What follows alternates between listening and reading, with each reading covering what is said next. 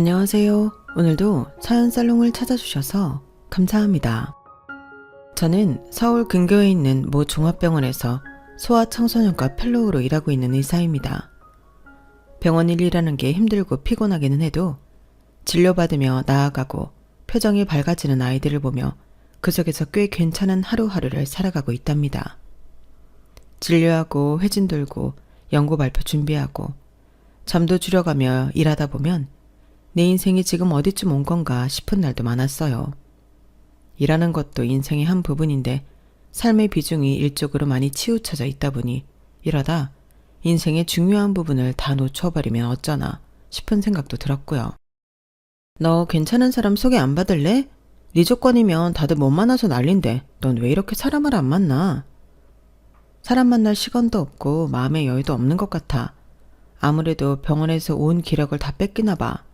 하루가 너무 정신없이 가는 느낌이라고 해야 되나? 누구보다 바쁘게 20대를 보내고 30이 넘으니 주변에서 결혼을 엄청 권하기 시작했어요. 병원에 있다 보면 밖에서 사람 만날 시간이 많지 않다 보니 보통 선보는 걸 권하더라고요. 의사라는 직업이 선보기 딱 좋은 직업이라는 건 알겠지만 제 나름의 이유로 그것마저도 거절을 했어요.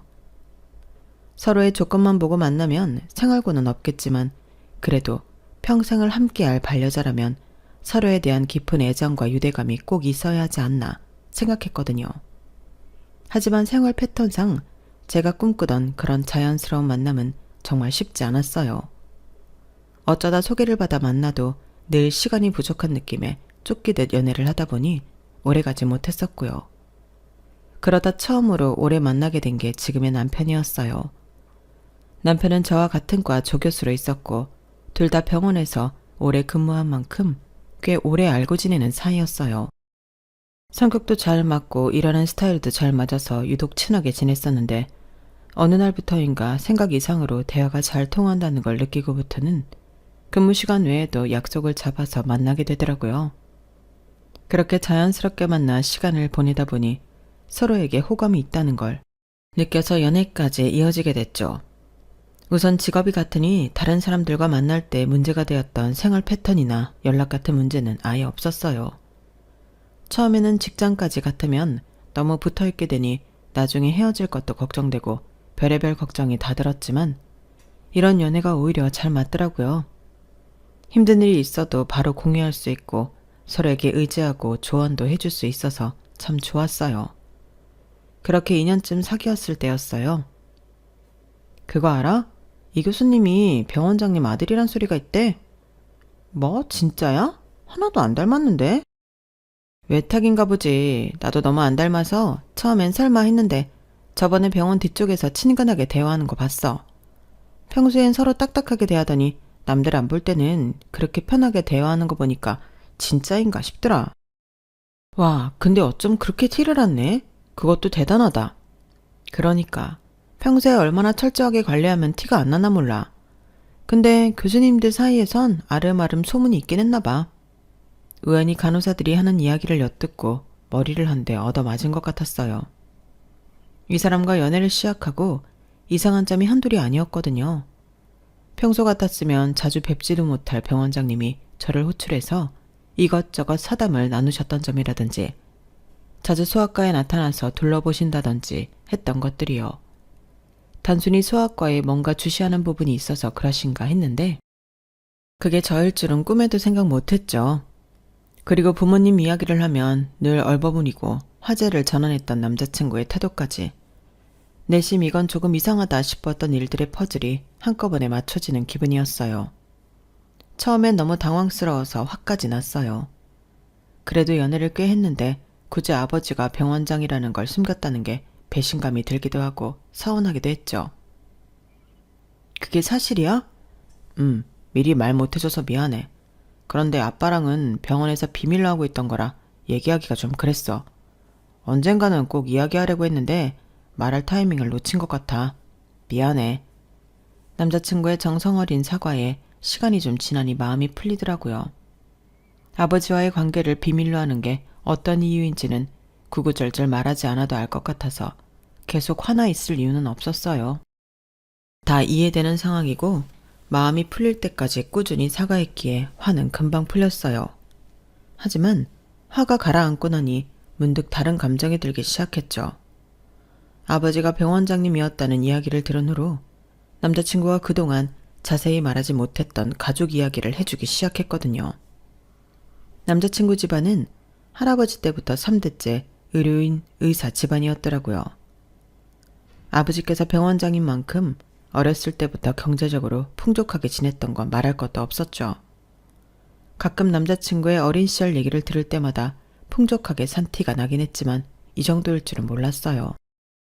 그렇게 가족 이야기를 듣다 보니 문득 제 자신이 좀 작아지는 느낌이 들더라고요. 사실 저는 다른 의사 동료들과는 달리 말 그대로 개천에서 용난 케이스였거든요.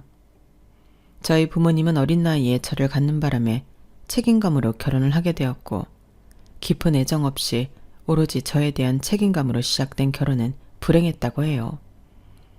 부모님께서는 매일같이 싸우셨고 결국은 이혼을 하셨어요.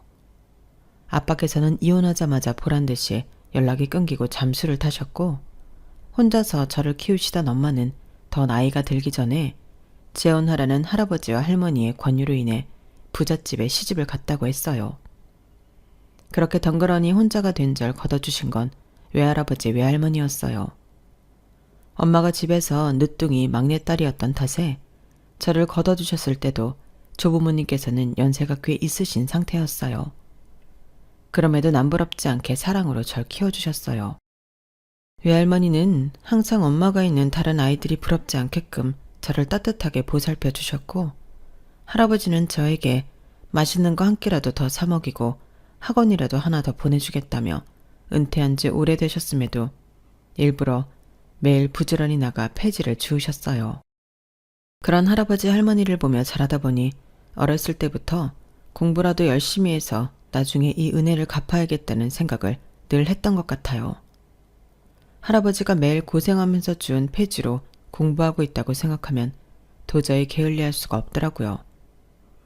엄마는 어쩌다 집에 와도 재혼한 집이 신경이 쓰여서였는지 제가 없을 때 잠깐 머물다 가셨어요. 지혜야, 나중에 알게 될 거다. 너희 엄마 나쁜 사람 아니야. 엄마가 지혜 많이 사랑하고 있어. 집에서 엄마가 머물다 간 흔적을 발견할 때마다 속상한 마음에 울먹이면 할아버지 할머니께서 늘 그렇게 따뜻하게 말씀해 주셨어요. 솔직히 별로 위로는 되지 않았어요. 엄마께서 이유가 있었다는 건 자라면서 아주 조금씩 이해했지만 어린 저를 버렸다는 건 사실이었으니까요. 그렇게 항상 부모님을 원망하며 살다가 그냥 부모라는 존재를 잊기로 했어요. 그저 세상에 혼자 남은 손녀를 걷어준 두 분을 위해 하루라도 빨리 커서 효도하고 싶다는 마음뿐이었죠. 사실 처음부터 의사가 될 생각도 없었어요. 의대는 오래 공부해야 하다 보니 부담이 됐는데 가능성을 본 담임 선생님의 견으로 넣었다가 합격하는 바람에 가게 됐죠. 할아버지가 그것도 못해줄 것 같으냐? 이럴 줄 알고 옛날부터 돈 모아뒀으니 걱정 말고 다녀라. 내가 언제 네 공부에 아낀 적 있든? 집에 부담될까봐 의대 안 가겠다는 소리하면 내가 죽을 때도 편히 못 눈 감는다. 그땐 할머니는 이미 세상을 떠나셨을 때였어요. 그래서인지 퇴대한 대학을 빨리 졸업하고 바로 취직할 수 있는 과를 선택하고 싶었는데 합격 사실을 알게 된 할아버지가 등 떠미시는 바람에 그대로 입학을 하게 되었어요. 남들이 보면 그럴듯하게 생각하고 존중받는 직업의 지급은 그때부터 또 죽어라 노력하고 치열하게 공부한 결과였죠.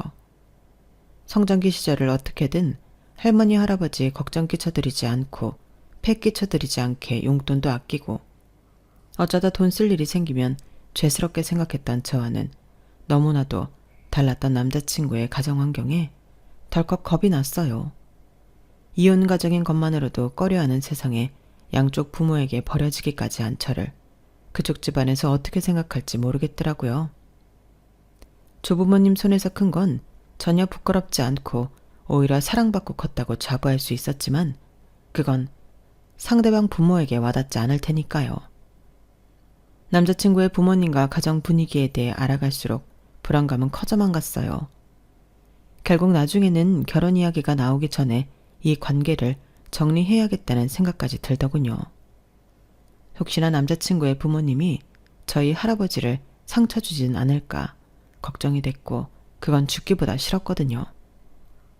우리 이제 그만 정리해야 될 것 같아. 갑자기 그게 무슨 소리야? 나한테 화난 거 있어? 남자친구가 너무 놀란 얼굴로 묻는데 전혀 그런 게 아니라서 눈물이 났어요. 그게 아니라 오빠랑은 미래가 없어. 이대로 만나다가 끝은 결국 결혼인데 우린 너무 다르게 자랐잖아. 오빠네 부모님이 우리 집을 이해해 줄 수 있을 리 없잖아. 뭐야, 그것 때문에 우리가 그만해야 한다는 거야? 절대 그럴 일 없어. 내가 충분히 말씀드려놨고 우리 아빠는 널 알잖아. 좋은 의사라고 생각하고 있어. 당신 노력으로 여기까지 온 거 정말 대단하고 기특하게 여기죠. 그래도 결혼은 집안끼리 문제라던데 이렇게 다른 우리가 과연 잘 살 수 있을까? 겨우 이런 이유 때문에 헤어지자고 한 거야? 내가 절대 그런 감정 못 느끼게 잘할 거야. 나 믿어. 네가 할아버지 얼마나 소중하게 여기는지 아는데 내가 가만히 있을 리 없잖아. 남자친구는 불안해하는 저를 끌어안고 한참을 토닥여줬어요. 머릿속 한구석에는 불안감이 여전히 남아있었지만 끊임없이 믿음을 주는 목소리를 믿고 싶어졌어요. 어떤 노력도 해보지 않고 단순한 불안감 때문에 이런 남자를 놓치면 나중에 후회하지 않을까 하는 생각도 한몫했죠. 그렇게 결국 저희는 결혼까지 이야기하게 됐어요. 얘기 많이 들었어요. 병원 내에서 평판이 그렇게 좋다면서요? 환자를 한 명 한 명 진심으로 대해주는 아주 보기 드문 의사라고들 하던데. 개인적으로 이런 의사라면 우리 집 며느리로 딱이라고 생각해요. 3대째 의사인 집안이라. 감사합니다. 너무 긴장했다. 어머님이라고 불러도 돼요. 우리 집 배경 때문에 고민이 많았다면서? 네? 아, 네. 엄마, 그런 얘기를 뭐하러 해요? 왜? 이런 건 차라리 터놓고 서로 이야기해야 나중에 불편한 게 없는 거야. 난 그럴 필요 없다고 이야기하려고 하는 거예요. 본인도 의사인데 왜 그렇게 위축되어 있어요? 대한민국에서 의사라고 하면 다 껌뻑 죽는 거 모르나? 그게 개천에서 난 용이든 여의주를 물고 태어난 용이든 용은 용인 거지. 안 그래요? 네, 감사합니다. 뭐 우리 정도 조건 되면 가정 환경, 집안 수준 같은 배경도 중요시한다지만 난 그렇게 꽉 막힌 사람은 아니니까 너무 걱정은 말아요. 자기 힘으로 노력해서 스스로 여기까지 올라온 게 사실은 더 대단한 거잖아. 안 그래? 사람들은 왜 노력을 안 보고 태어나자마자 주어진 거에 집착하나 몰라? 좋게 봐주셔서 감사합니다.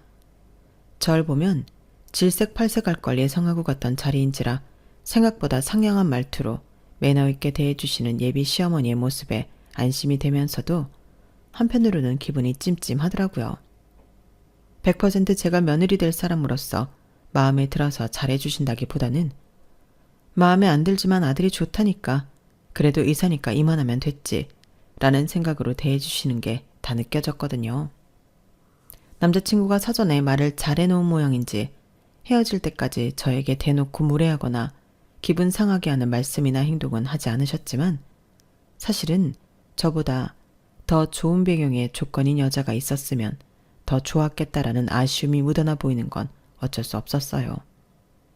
하지만 저로선 이렇게 차이나는 집안 환경에 이 정도 예의 있게 대해주신 것만도 감사한다는 생각에 그것쯤은 아무렇지 않게 넘겼어요.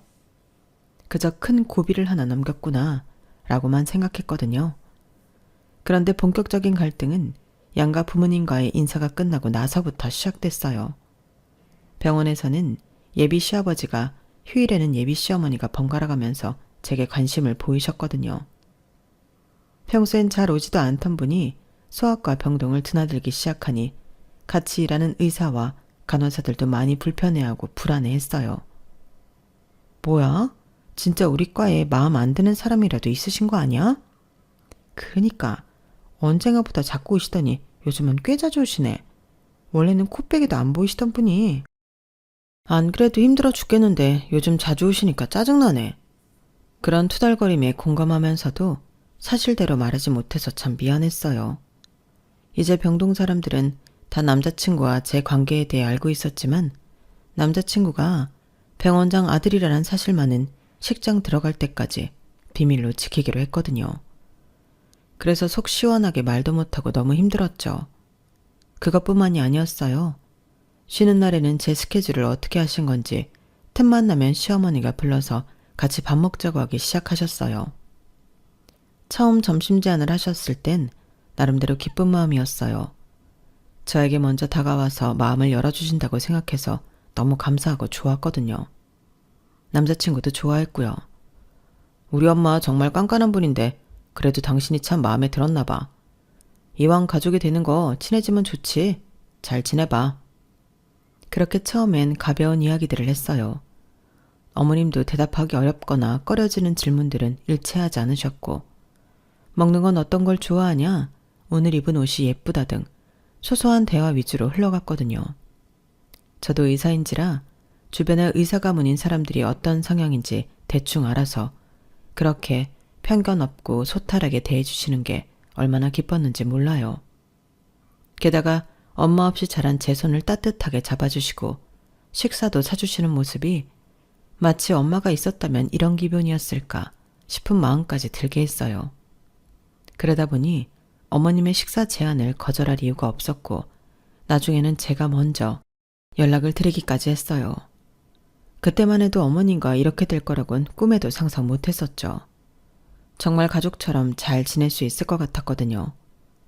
그런데 어느 순간부터 대화가 아주 서서히 불편한 쪽으로 다시 흐르기 시작했어요. 어머님을 처음 만났던 그날처럼요. 예단은 어떻게 하기로 했니? 아, 예단은 간소하게 하기로 이야기 나눴어요. 어머, 간소하게? 네, 요즘은 다들 간소하게 하는 추세라고 하더라고요. 서로 부담스럽지 않은 선에서 하려고 해요. 아, 그래? 그럼 서로 부담스럽게 할 필요는 없지. 요즘 세상에 누가 예단에 목매겠어. 그치? 있는 집은 있는 집대로, 없는 집은 없는 집 나름대로 성의껏 준비하면 되지. 딱히 저희 집이 시댁에 비해 예단 부담이 커서 그랬다기보다는 결혼에 붙는 허례허식을 줄이고 간편하게 하자는 취지였는데 어머님께서는 굳이 콕 집어서 저희 집을 없는 집이라고 언급하시더라고요. 그때는 정말 순간적으로 표정 관리를 못했을 정도로 기분이 좋지 않았어요. 착각인지는 몰라도 제 표정이 굳는 걸 본 어머님이 슬쩍 입꼬리를 올리는 것까지 봐버렸죠. 그날 어찌저찌 식사를 잘 마치고 돌아왔지만 찜찜한 기분이 가시질 않았어요. 집에 계신 할아버지 얼굴을 보니 괜히 더 속상했고요. 어차피 결국엔 이런 식으로 돌려서 깔 걸 그동안 왜 그렇게 잘해주셨나 싶은 생각도 들었어요. 제 욕은 참아도 할아버지 욕만큼은 절대 그냥 들을 수 없었어요. 그 생각을 하니 정말 마음 단단히 먹어야겠더라고요. 남편과의 결혼을 포기하지 않는 한 앞으로는 이런 얘기를 가만히 듣고만 있지 말아야겠다고 결심했어요. 하지만 그렇게 결심을 했음에도 어쩔 수 없는 사이에 묵묵히 당해야 할 때도 있었죠. 그 일이 있은 후부터 어머님의 점심 약속 제안을 의도적으로 피했어요. 생각해보니 일하고 공부하느라 얼마 없는 귀한 휴일을 어머님과의 시간에 너무 많이 투자했더라고요. 예, 요즘은 바쁘니? 못 본 지 한참 됐다? 아, 어머님, 요즘은 일이 좀 바쁜 시기라서요. 제가 좀 괜찮아지면 연락드릴게요. 그래? 아, 자주 만나다가 안 만나니 영 서운해서. 그나저나 니네 예식장 잡은 거 봤다. 내가 유학금 부담하고 취소했어. 네? 취소하셨다고요? 그게 무슨 말씀이세요? 아, 아직 못 들었구나. 아니, 지난 주말에 니네가 잡았다던 예식장 가봤는데 사이즈가 작아도 너무 작잖아. 그리고 의사 둘이 결혼하는데 적어도 호텔 예식장은 잡아야지. 일반 예식장은 뭐니? 예식장 크기는 남편이랑 예상 하객수 계산해서 상의해보고 결정한 거예요. 그 이상이면 너무 크기가 커져서 저희 쪽이 힘들어요, 어머님. 그래, 나도 다 얘기 들었다. 그래도 경사스러운 날인데 자리가 좁아서 미어 터지는 것보다는 조금 널널하게 이용하는 게 먼 길 와주시는 하객들한테도 그렇고 보기에도 그림이 더 예쁘지 않겠니? 내가 전에 작은 예식장을 가봤는데 좁은 예식장에서 하면 결혼식장이 아니라 시장바닥에서 결혼하는 것 같다니까? 또 우리 집은 부를 하객이 좀 많은 줄 아니? 집안 체면을 생각해서라도 그건 좀 아니지. 너도 부를 수 있는 하객은 다 끌어모아서 불러. 모자라면 신부 쪽으로 우리 하객 좀 보낼 테니까. 그래도 이제 와서 예식장 바꾸면 금액도 너무 부담스러워지고. 그러니까 위약금이랑 예식장 넓혀서 나오는 차익은 우리 집이 부담한다니까 그러네? 설마 그것도 못 해줄까 봐. 잊었어? 우리 집은 무려 3대가 의사 집안인걸. 너희 집 형편 뻔히 다 아는데 그런 부담 줄 생각은 없으니까 걱정하지 말렴. 어머님은 위약금과 차액을 부담하면 다 괜찮은 거 아니냐는 식으로 말씀하셨지만 제가 느낀 기분은 그게 아니었어요. 남편과 깊이 상의해서 결정한 부분이었고 벌써부터 이런 사소한 것을 강제하시는 걸 보니 앞으로의 결혼 생활이 어떨지 눈앞에 선명하게 그려지더라고요. 미안해. 내가 먼저 말을 했어야 했는데 엄마가 너무 난리치시는 통에. 당신도 그 자리에 있었으면 어쩔 수 없었을 거야. 그래도 대신 더 넓고 좋은 호텔 예식장 비용 대주신다니까 좋은 게 좋은 거라고 생각해주라. 엄마도 나쁜 의도로 그러신 건 아니니까. 그래도 가정이 기분 나빠. 이거야 처음이니 그렇다지만 앞으로도 이런 식으로 부부 둘이 결정한 문제에 관여하시면 나 이 결혼 못해. 나도 남 부끄럽지 않게 열심히 살았는데 시부모님께 전혀 존중받지 못하는 결혼 생활은 하고 싶지 않아. 당연하지. 나도 이번 일은 솔직히 화가 많이 났어. 앞으로는 이런 일 없을 테니까 걱정하지 마. 다행인 건 그 일 이후로는 남편이 시댁에 무슨 말을 한 건지 아니면 어머님께서도 뭔가 스스로 눈치챈 게 있으신 건지 이렇다 할 터치는 없으셨어요. 대화할 때마다 불편하게 은근히 서로의 집안을 비교하는 말도 없으셨고요. 어머님과의 만남을 줄인 것도 도움이 됐어요. 그때는 모든 게 나아지고 있는 줄로만 알았어요. 지금 생각해보면 나중에라도 그런 성향이 문제가 될 걸 알면서도 어머님 하나 때문에 이 결혼을 업고 남편과 헤어질 자신이 없어서 눈치만 보면서 덮어두었던 것 같아요. 그냥 다 괜찮을 거고 괜찮아진 거라고 믿고 싶었죠. 하지만 드레스를 고르러 가는 날이 다가오자 어머님께서 예고도 없이 나타나셨죠. 어머님, 어떻게 오셨어요? 엄마, 아니 니네 오늘 드레스 투어 간다는데 내가 궁금해서 참을 수가 있어야지. 그리고 이런 거 볼 때 한 명 더 따라가면 좋은 거 모르니? 어른들 보는 눈이 제일 정확하기도 하고. 엄마, 눈치 없이 여긴 왜 오셨어요? 안 그래도 드레스 갈아입기 힘들 텐데 엄마가 있으면 불편해서 되겠냐고요. 이럴 줄 알았으면 언제 어디서 만나는지 말씀 안 드렸죠? 뭐? 너는 어떻게 아들이라는 놈이 이렇게 엄마 마음을 몰라? 내가 딸이 있길래 뭐래? 요즘 젊은 애들은 드레스 어떻게 입나 볼 수 있는 날이 이때밖에 없는데 그거 구경 하나 못 시켜주니? 드레스는 결혼식 날 보셔도 되잖아요. 꼭 여기까지 쫓아오셔야겠어요? 여보 그만해. 이미 오셨는데 너무 그러지 마. 시간도 다 됐고 들어가자. 아무리 싫고 불편해도 언제부터 오실 생각이셨던 건지 아침 일찍 머리부터 발끝까지 화려하게 꾸미고 저희보다 먼저 샵 앞에 도착해 계신 어머님을 도저히 돌아가라고 내칠 자신이 없더라고요.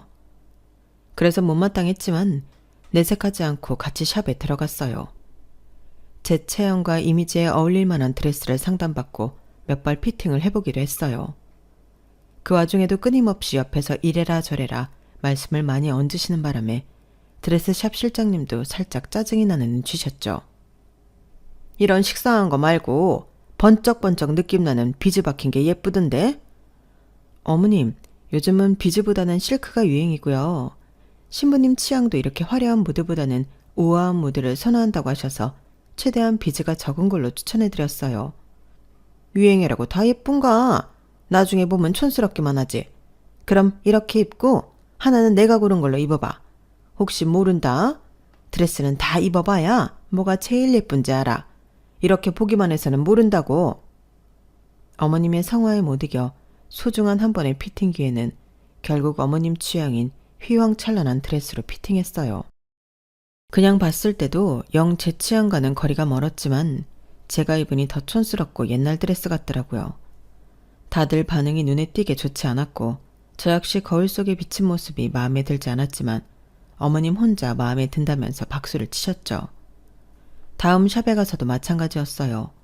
어쩔 수 없이 어머님의 취향에 맞는 드레스를 한 벌씩은 입어봐야 했고 그것 때문에 입어보고 싶었던 드레스를 한 벌씩 포기해야 하는 게 짜증이 나더라고요.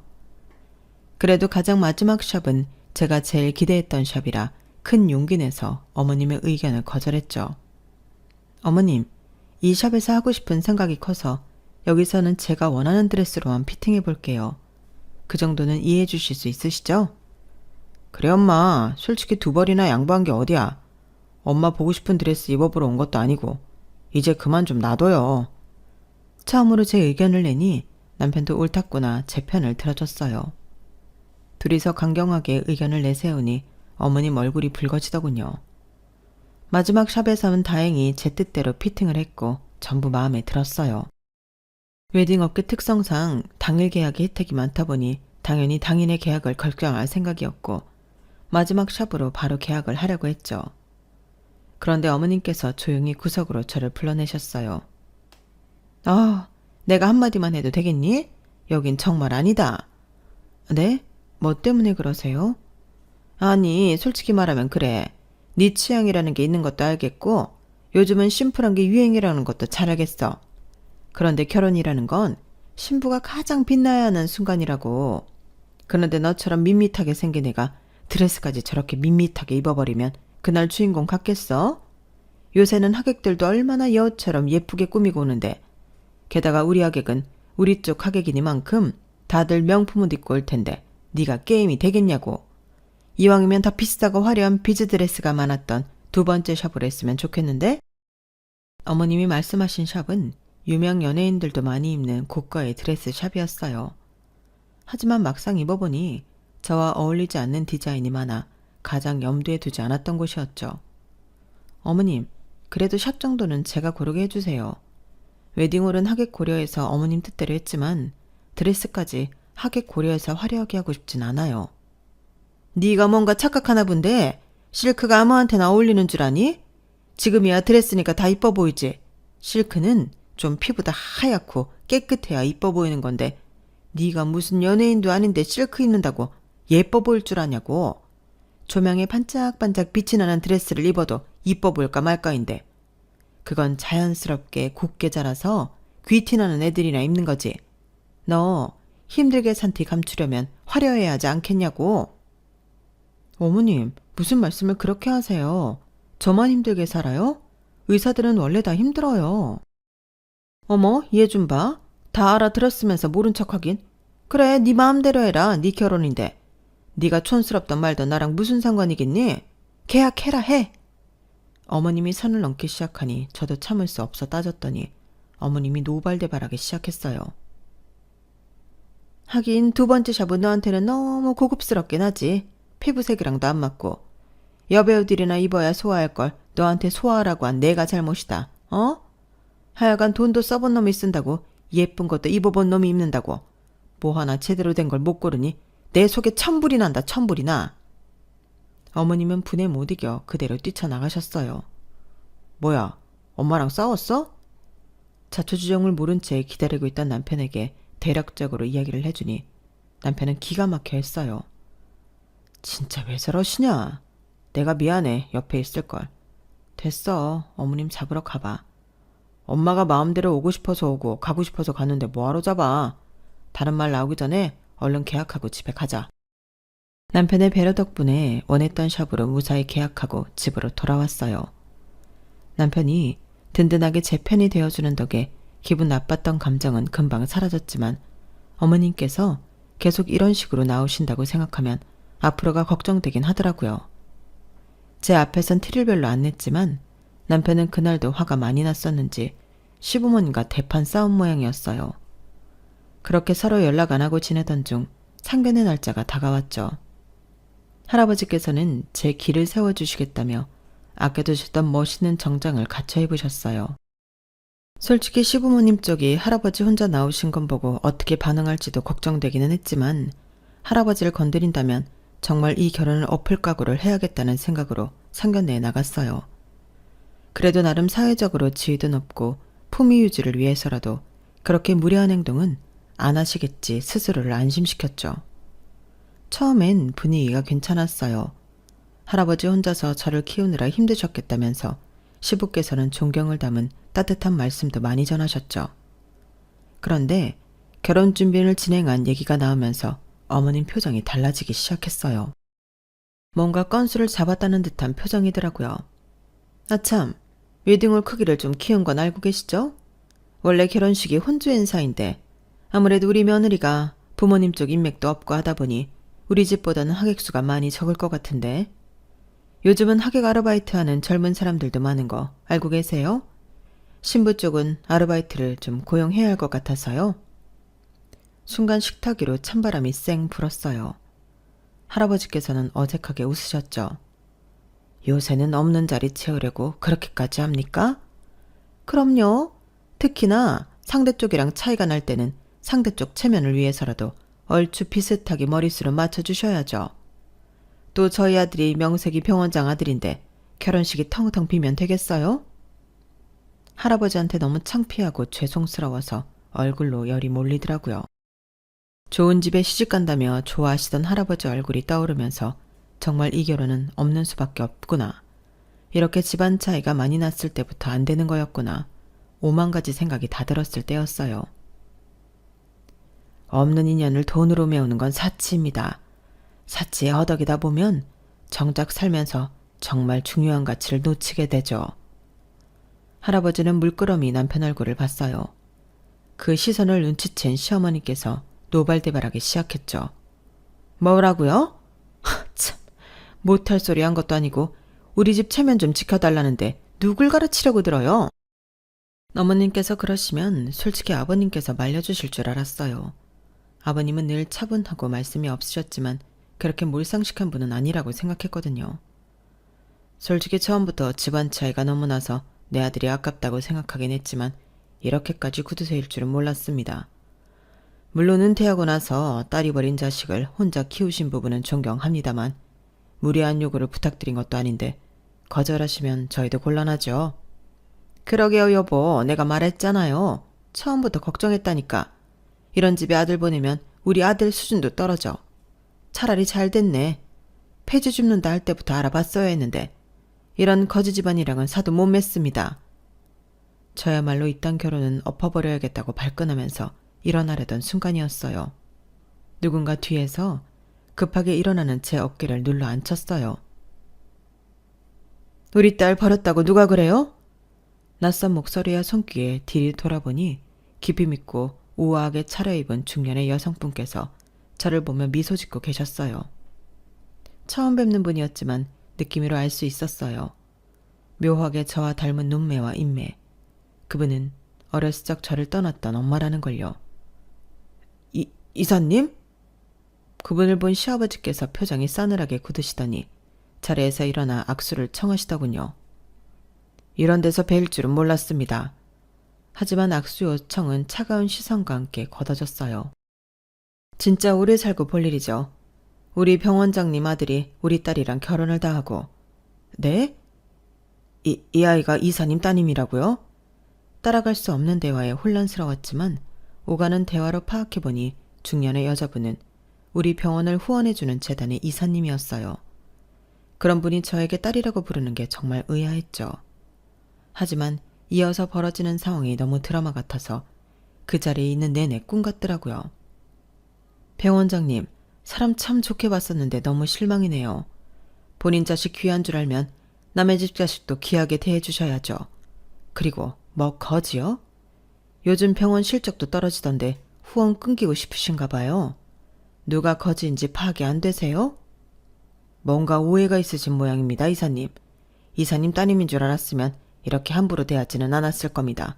정말 죄송합니다. 그러니까 그렇게 사람 가려가며 대하는 게 실망이라는 건데요. 이 결혼은 다시 얘기해 보도록 하죠. 가자. 제 어깨를 따뜻하게 감싼 엄마와 흐뭇하게 웃으시는 할아버지와 함께 얼떨결에 자리에서 일어나게 됐어요. 이게 도대체 무슨 상황인지 정말 꿈이라도 꾸고 있는 건지 상황 파악이 안 됐죠. 잠시만요, 장모님. 남친이 돌아서는 엄마를 다급하게 불러 세웠어요. 없다고 생각했던 장모님이 등장하니 부리게 어색해하는 게 티가 났죠. 너무나도 갑작스러운 상황이라 저도 뭐가 뭔지 모르겠지만 저희 부모님 무리를 사과드립니다. 이대로 떠나보내면 결혼이 엎어질 것 같아서 저는 이 사람이랑 헤어질 생각 없습니다. 결혼 허락해 주세요. 이런 집안인 거 뻔히 다 봤는데 어떻게 허락해 주라는 거죠?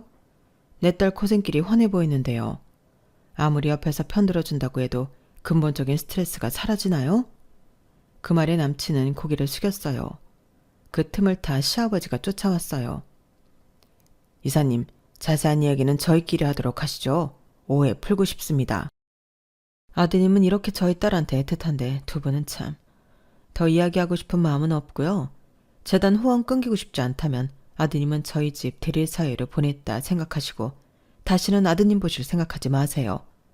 우리 딸은 물론이고 아드님까지 터치할 경우엔 이 결혼도 없었던 일, 후원도 받지 않겠다는 걸로 알아드릴게요. 네? 아이고, 네 감사합니다 이사님. 아들이야 뭐 이사님 사유로 들어가는 거라면 대환영이죠. 자식 없는 셈 치고 살겠습니다. 네. 뭐? 여보 정신 나갔어? 내가 얼마나 힘들게 내 배 아파 낳은 아들인데. 당신은 조용히 하네. 이게 다 누구 때문에 일어난 일인데. 아유, 이 망신덩어리야. 내가 너 때문에 못 산다. 뭐가 중요한 건지를 알아야지. 시부모님이 투닥거리는 소리를 뒤로하고 우리는 식당을 빠져나왔어요. 그리고는 자리를 옮겨 긴 이야기를 했죠. 엄마께서는 어린 시절 아빠와 사고를 쳐서 저를 낳고 결혼 생활이 많이 힘드셨다고 했어요. 어린 나이에 아이를 키우게 된 것도 힘든데 매일같이 싸우다 결국 이혼을 하고 아빠가 사라졌다시피 했을 때 정말 막막했다고 하시더군요. 사실은 재혼은 내가 하라고 했다. 너희 엄마도 할아버지한테는 아직 앞길이 창창한 소중한 막내딸이었단다. 그래서 시집갈 수 있을 나이일 때 좋은 집에 시집 보내고 너를 내가 키우겠다고 했지. 나도 당시에 너를 책임지려면 어떻게든 여유 있는 집에 시집가는 수밖에 없다고 생각했어. 그땐 여자들이 일을 할 수 있는 분위기도 아니었고 너를 낳고 키우느라 공부도 많이 못했을 때라서 참 어리석은 판단을 했지. 그래도 후회는 없단다. 비록 부모로서 너에게 따뜻한 사랑은 못 줬지만 여기까지 오는데 부족함 없이 금전적으로 후원은 해줄 수 있었으니까. 그제서야 모든 게 이해가 됐어요. 할아버지께서 연금이 나온다고는 해도 폐지만으로 제 학비를 다 지원해 주시고 용돈도 부족함 없이 주셨던 걸 늘 의아하게 생각했거든요. 모든 걸 알게 되니 제 이야기인데도 정말 거짓말 같다는 생각이 들더라고요. 드라마에서나 볼 법했던 이야기가 제 삶이었을 줄은 몰랐거든요. 폐지를 지으며 저를 키운 외할아버지, 조용히 뒤에서 저를 밀어준 엄마, 그리고 누구보다 저를 아껴주는 남편과의 결혼. 처음엔 사랑만 있으면 충분하다고 믿었어요. 그런데 결혼을 준비하다 보니 확실히 사랑 말고도 견뎌야 하는 것들이 참 많더라고요. 무례한 말에도 모욕적인 말에도 매번 억지로 웃으며 넘겼던 수많은 순간들이 제 마음에 작은 흠집들을 남기고 있었죠. 그런데 마지막 순간 제 곁엔 누구보다 단단한 가족이 있었어요. 겉으로 봐선 아무것도 내세울 것 없어 보였을지 몰라도 가장 결정적인 순간엔 마법처럼 나타나 저를 지켜주더라고요.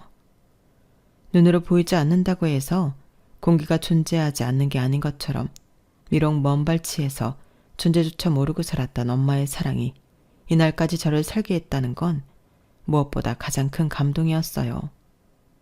엄마 덕분에 무사히 사랑하는 사람과 결혼식을 올렸고 더 이상은 시댁의 무례한 말에 상처받지 않아도 되는 편안한 나날을 보내고 있답니다. 제 사연이 많은 분들에게 힘이 되길 바라면서 제 인생의 가장 드라마 같은 순간을 공유하기 위해 사연을 적었습니다. 오늘도 우리의 날의 기적을 믿으며 희망차게 살아가셨으면 합니다. 행복하세요. 여러분, 사연 댓글에 응원과 현명한 조언 부탁드려요. 좋아요와 구독은 저에게 큰 힘이 됩니다. 오늘도 좋은 일 가득하세요.